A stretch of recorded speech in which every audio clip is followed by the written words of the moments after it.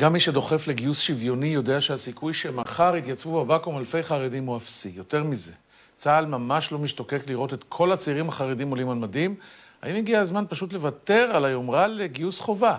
זה מה שמציעים אנשים מימין ומשמאל. נגיד שלום למשה פייגלין, יושב ראש מפלגת זהות, אהלן. שלום, שלום. ובקואליציה מוזרה איתו חבר הכנסת מוסי רז, מרץ, שלום. שלום, שלום. תכף נדבר, קודם הפסקה קצרה, מיד חוזרים.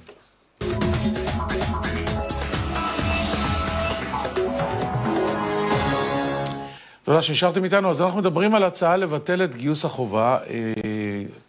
אני אתחיל דווקא איתך, השתגעת? להפך. מה? המדינה... כור היתוך, כל העם צבא, כולנו נוסעים בנטל.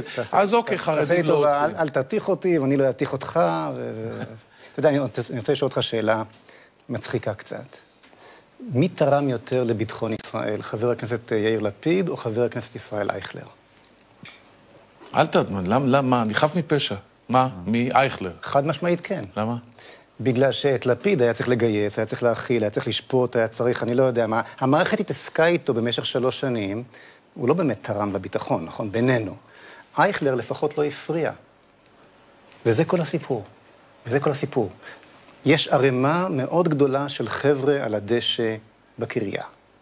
אוקיי? צה"ל לא צריך את כל המגויסים הללו. המספרים האמיתיים הם שלמעלה מ-50% ממילא לא מתגייסים. מילואים אפקטיביים עושים אולי 4-5%, אם אני לא טועה, אם המספרים שאני מכיר הם עדיין נכונים. כלומר, לא צריך אותם. למה מגייסים אותם? בשביל דברים מסוג זה שפתחת. כן כור היתוך, לא כור היתוך. אני אתיך אותך או אתה תתיך אותי. מוסי, אתה קצין במילואים, נכון? נכון. גם אני אגב. אני החוגר היחיד כאן. תגיד... אולי בגלל זה יש לך. בצבא אומרים, זה תנאי לקיומנו. הקטע הזה שהצבא מקבל בנק של כולם חוץ מהחרדים, והוא יכול לעשות איתו מה שהוא רוצה.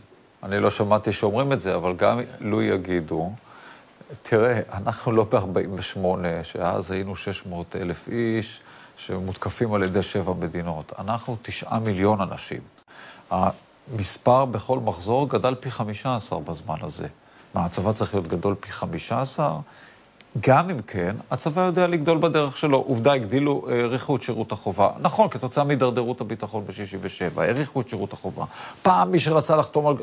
אני יצאתי לקורס קצינים, חתמתי חצי שנה. היום צריך לחתום 1.5 שנה. היום כמעט כל יחידה משמעותית חייבים לחתום מראש. הצבא כבר למעשה מתחיל להרגיל את עצמו למודל הזה של שירות שהולך להיות בעתיד צבא מקצועי. לא להתיך ולא בטיח. חצי מהאנשים ממילא לא הולכים, או כמעט חצי, ממילא לא הולכים, ואנחנו לא צריכים לשלם תקציב כל כך גדול, להתעסק, כל ירושלים הייתה מושבתת ביום חמישי, כי ניסו לגייס 2 חרדים מהפלג הירושלמי. תנסה לגייס 20,000. אתה ממש סרטט את המודל, נכון? אתה בעצם אומר, כולם באים לבקו"ם, כולם, עוברים איזה תהליך התחיילות של פרוצדורלי התוכנית של מפלגת זהות אומרת שכולם מתגייסים. יש עדיין את מדורת השבט הזו באופן מסוים. כולם מתחיילים, רשומים, אפשר לגייס אותם למילואים בהמשך. עוברים איזה טירונות מינימלית? עוברים איזשהו רובעי 2 מינימלי של 2-3 ומשתחררים. מתוך אלו שרוצים להתנדב לצבא המקצועי, והצבא אכן רוצה אותם, אותה קבוצה מובחנת מגויסת ומקבלת 4 דברים.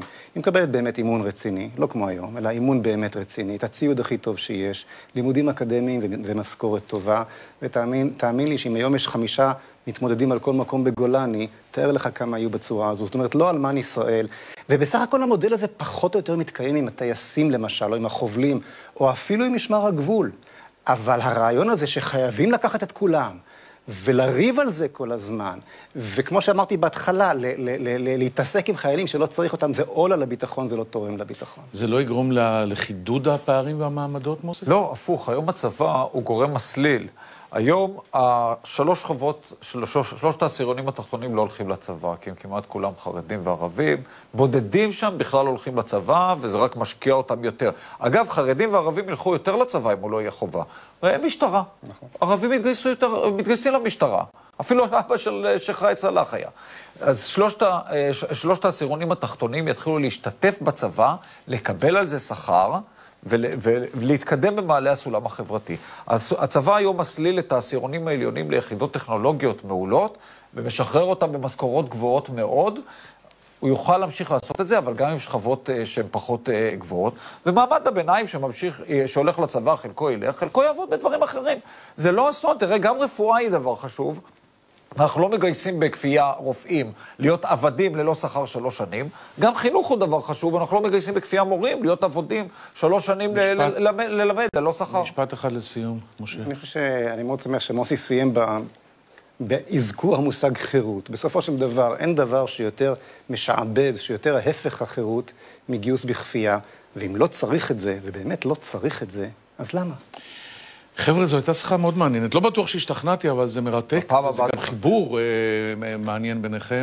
תודה שבאתם. אם אנחנו חושבים אותו דבר, זו הציונות האמיתית. זאת אומרת שגם לך יש מקום בינינו. תודה רבה לכם. חן חן.